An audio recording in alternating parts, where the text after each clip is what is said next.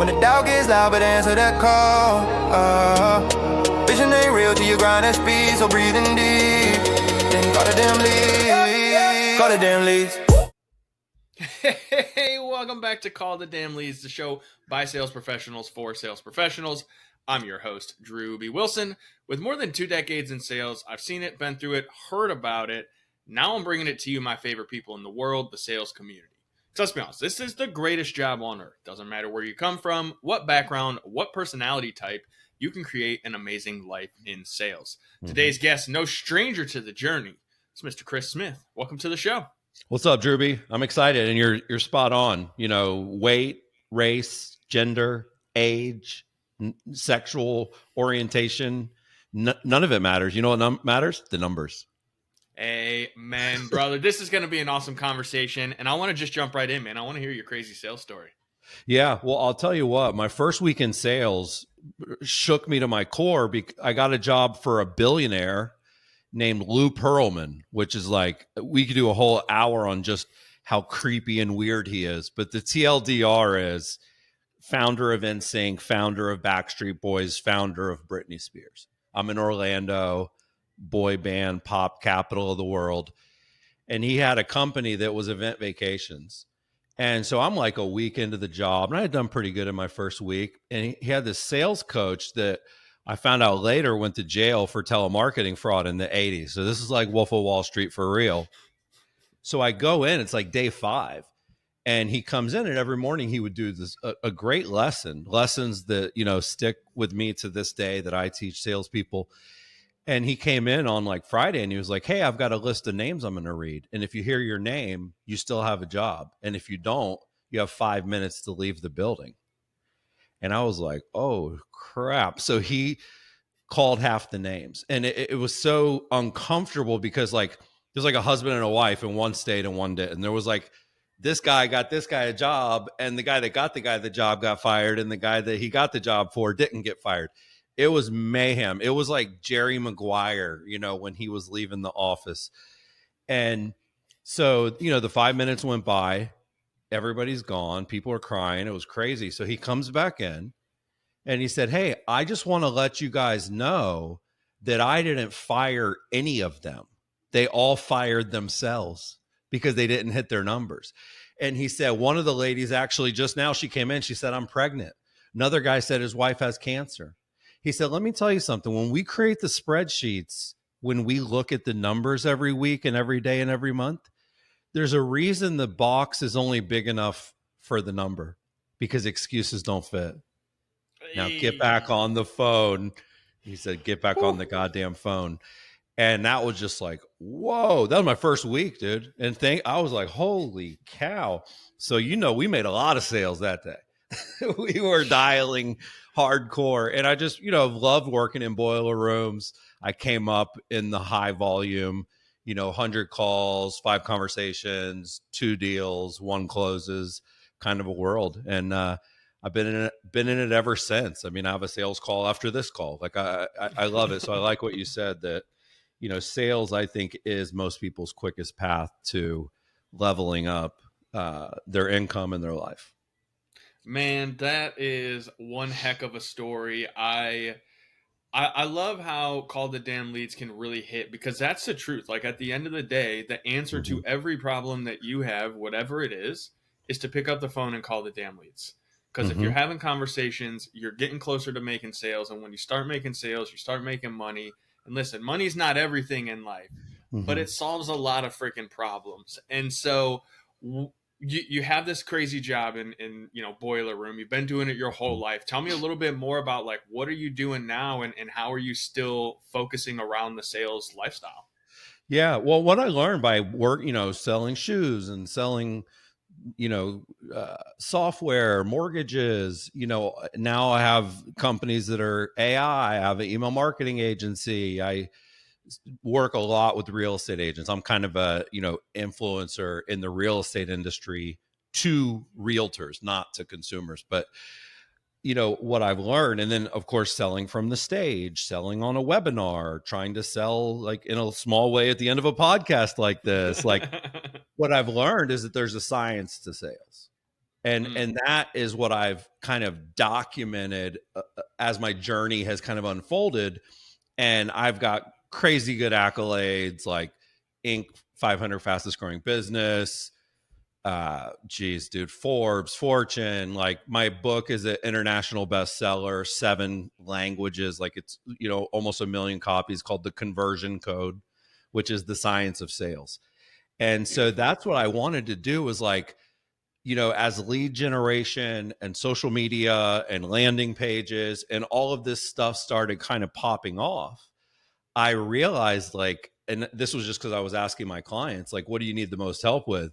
And they're like, Chris, we got the leads coming in. We can't turn the leads into customers. We can't go from lead to cash register.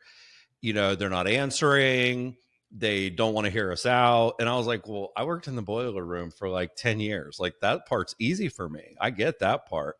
And I'll tell you what, man, the back to that coach, he drew, and why I say the science of sales, he drew like an XY graph on the chalkboard one day.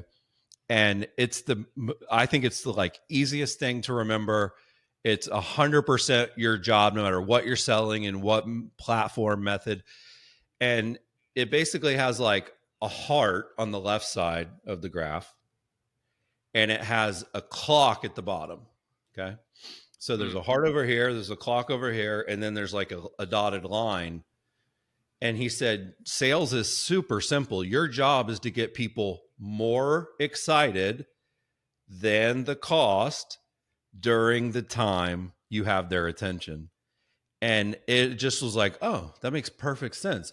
But in the real world, like you said, that often takes a long, deep conversation. And when you're calling internet leads, or like I worked for Quicken Loans and Rocket Mortgage, and these people are like checking out Yahoo Finance in the morning, they click on some like, shoot the alien to see the rates ad, and then I'm calling them and they weren't expecting a call. So it's just like, it's a lot harder than it sounds. But I did ask him, I said, hey, coach, that is so simple. Thank you for teaching us that. But what do you do to get them more excited than the cost? And he said, well, that's also easy. It's called enthusiasm.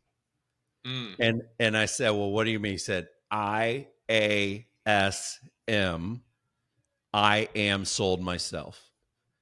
And so that to me, those are just sort of like the principles of sales, and you have to love what you're selling. I think most people would realize that. Like I will guarantee you that the number one car salesman in the country loves cars, right? Like I can tell you the real estate agents that I work with, it is their passion. I mean, they just Yeah. freaking love it. So sometimes you have to manufacture that enthusiasm if you're like in a boiler room selling sleazy stuff. But yeah, that's it, man. Get them more excited than the cost. And then, by the way, close, because that graph has a backside where you keep Mm. going. And now that, you had them and now they're gone. But yeah, I love it. And I would say if you can just sort of apply that to every conversation that you have, and you can even apply it to appointment setting, because the average cold call that leads to an appointment is under 5 minutes. It's Yeah. like 450, somewhere in there. But the average cold call that doesn't is like 330. They're like very short. But it's the same thing. It's just the graph is just shorter on the time side. You got, 120 seconds to get them more excited, but you're not trying to sell them anything. You're trying to sell them to book an appointment. So your offer has to be more exciting than their time, right? Not their money when you're appointment setting. So yeah, man, I hope that's helpful for people listening. Listen, there's somebody out there right now that is scribbling furiously. Yeah. And what I really love about this conversation, and I know we're going to have to chat more offline too on this, but like real estate agents in particular, they seem to love call the damn leads. It's like it speaks to them because a lot of times, and it's not just real estate. I'm just picking on y'all because Chris brought it up. So like, Yeah. hear me out. Yep. In every industry, though, people know they need to pick up the phone. And Mhm. it's always been interesting to me when you meet people who have been in the game 5, 10, 15, 100 years for some of these Mhm. agents, it seems Mhm. like. They're still afraid to pick up that phone and have the conversations. Why do you Yeah. think that is? Well, there's a term for it. It's called call reluctance. And I think that the main reason is they're not afraid to pick up the phone and call someone they know or their past client or their buddy. You Mm-hmm. know, they're afraid to call strangers. And the number one reason they don't want to make those calls is because it's hard. The mindset. So I'm that 100-year-old realtor.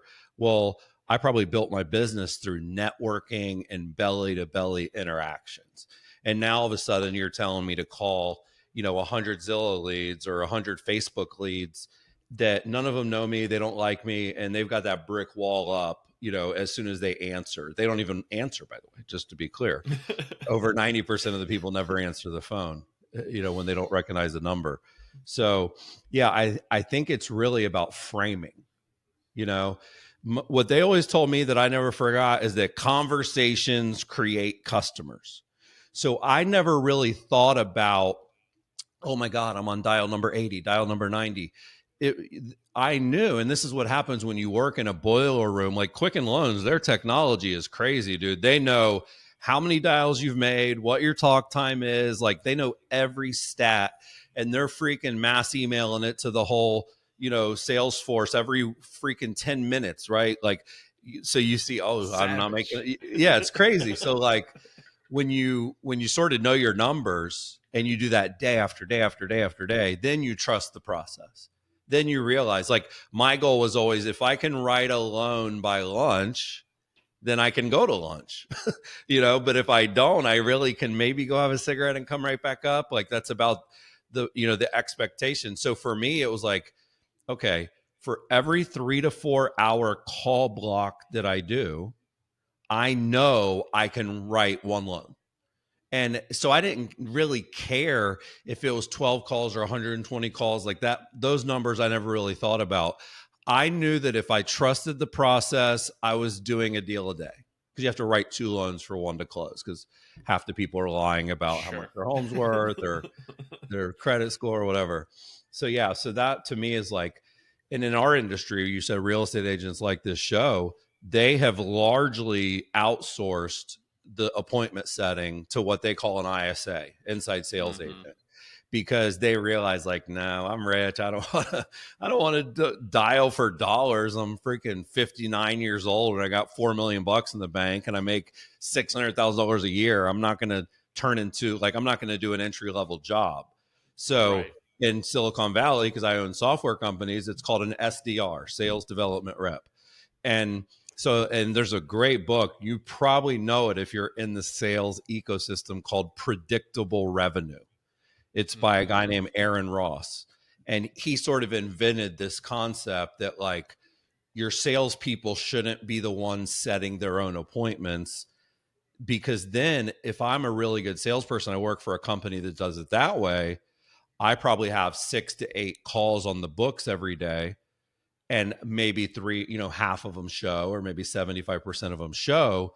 So I'm spending all my time selling and following up with my pipeline of people I've already talked to, versus when you have to kind of like hunt and gather, it's really tricky. You know what I'm saying? So that, I think, is probably the big epiphany, would be, it's okay not to like it, but it's not okay not to do it. Right. And the people that are willing to set those appointments, and you can pay them, usually you can pay them a pretty low dollarly wage and then bonuses for production. There's very few sales jobs where you make a lot of money unless you sell a lot of stuff.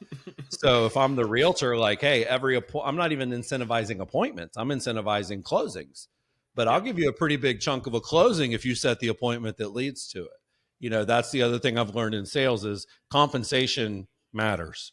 Like, it's a tough gig. So when someone's successful, they should make money. And it's funny you said someone's scribbling. I don't know if this is a video show or audio. Yeah. But yeah, dude, that's like, all the stuff in my book is like hand drawn, because all the lessons were like on a chalkboard. So the top one is the science of sales. The bottom one is the I am sold myself. Love that, man. And I knew coming into this, because I was doing my research, doing a little background checking on you. I knew this was going to be a great conversation, because you and I think alike, in terms of, it's not as difficult as most people are making it out to be. If you have a process, if you have KPIs, which are the key performance indicators for those that aren't in this already, but it's like, how many reps are you doing every day?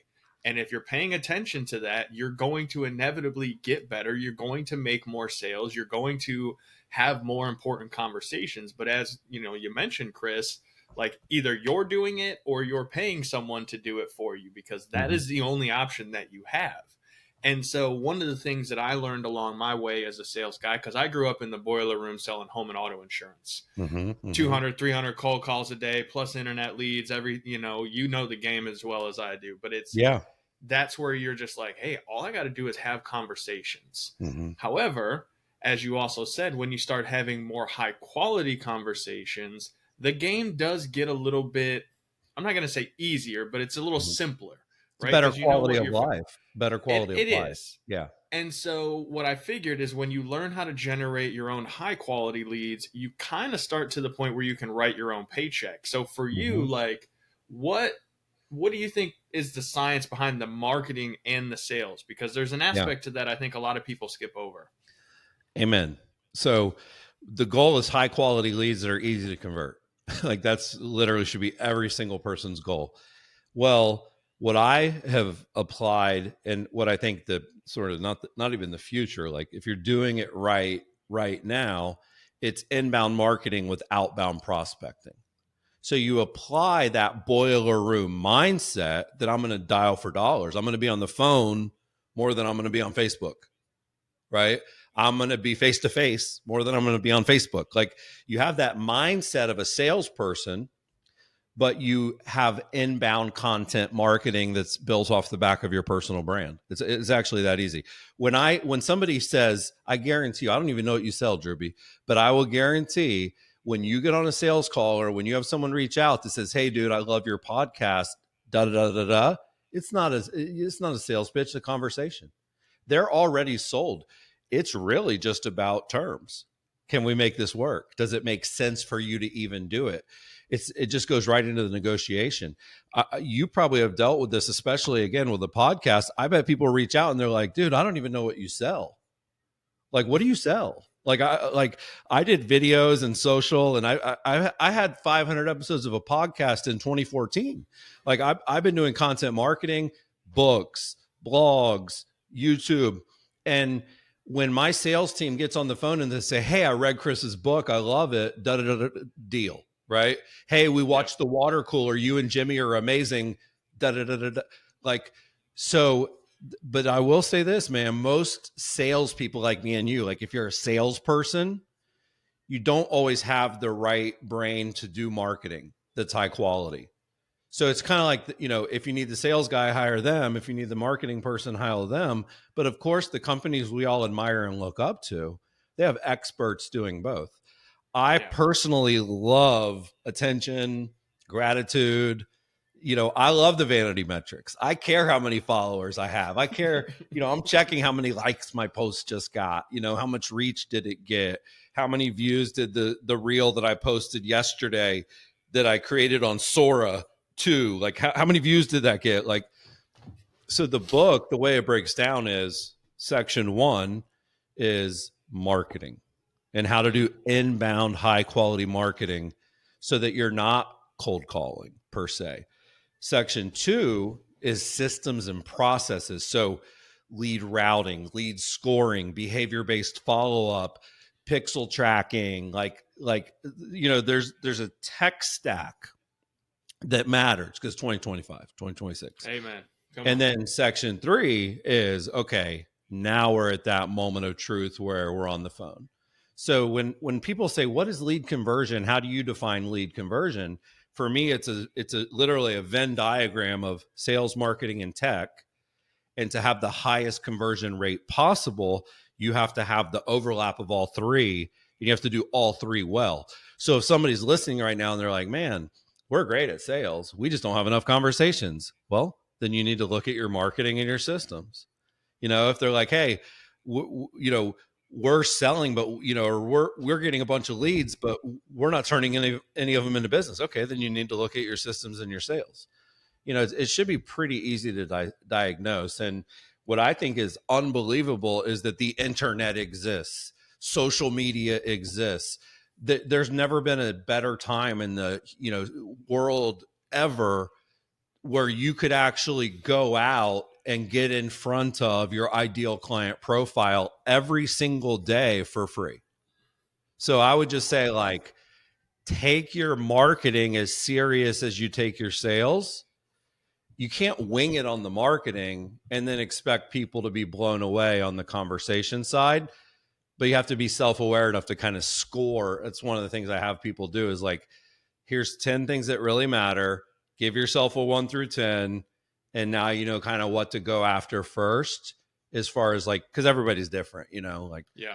But yeah, dude, I would say content marketing plus outbound sales. And then if your personal brand's involved, that's super big because they see you, they hear you, they get to know you. I asked a question on a live stream last month. I said, hey, for those of you that have never met me, if I said I was coming into town this weekend, would you let me sleep on your couch? That was every single person. Sure. Of course, Chris. I'm like, you guys are stupid. What if I murder you? Like, weirdos. Like, what are you doing? But it just shows you that you can create powerful connections through a screen. Mm-hmm. Mm-hmm. I'm loving this. And so I want to ask, because this is a conversation I'm having on a pretty regular basis. And so I'd be curious your perspective, right? AI, Mm-hmm. it's the buzz. We got ChatGPT, we got Sora, we got all these different technologies and softwares we can use. Mm-hmm. I would like to know, do you think that AI is going to replace salespeople? I think AI, I think the first thing it would, replace would probably be more so the appointment setter. So the person that has to have the 3-minute call to figure out if the person wants to have the real call. I think that role is in trouble because it's a shitty role. It sucks. It's hard and it's low paid. I would say, but I will say this, man, people are going to want choices. Okay. So think about it like this. If you're listing your house, you could go to a discount broker. You could do for sale by agent, for sale by owner. You could go to Open Door and just sell it, in one click to them, or you could list it the traditional way. And those all have pros and cons. So I just think of it as like, yeah, like if I'm trying to have the best sales team possible, I want a robot on the team. Not because I believe in it, because it will be the preferred method of some of the people that I want to buy my stuff. Will it replace them? Well, Zillow didn't replace realtors, and Slack didn't replace email. And I think it's always a little bit of a kind of a victim of the moment to think that something will replace people. I actually asked AI, like the first week I used ChatGPT, will real estate agents still exist in 2045? They said, absolutely.